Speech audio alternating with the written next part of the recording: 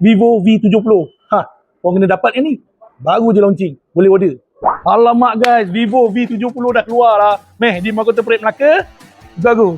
Memang ngam betul lah dengan papan skrin 6.59 inci. Skrin dengan kecerahan puncak hingga 5000 nits. Yang paling amazing sekali ialah kamera Vivo V70 ni. Untuk kamera utama dia 50 megapiksel dengan sensor 1.56 OIS. Dengan kamera telefoto yang dapat melakukan zoom sampai 10 kali digital zoom dan 3 kali optical zoom. Gambar-gambar yang kau snap walaupun daripada jarak jauh, memang gambar tu akan jadi cantik. Sebab apa? Ada bantuan daripada AI. Rugi kan kalau tak dapatkan handphone Vivo V70 ni. Dia punya AI memang terbaik. Ketahanan bateri jangan risau, 6500 mAh dengan pengisian cepat 90W. Kau boleh dapatkan dengan harga serendah 199 hingga 2599. Memang berbaloi sangat-sangat dengan harga tu untuk sebuah gadget yang canggih. Dekat Mahkota Parade ni dapat free gift tau, Vivo Earbud. Kau boleh dapatkan Vivo V70 yang baru je launching 2026 ni.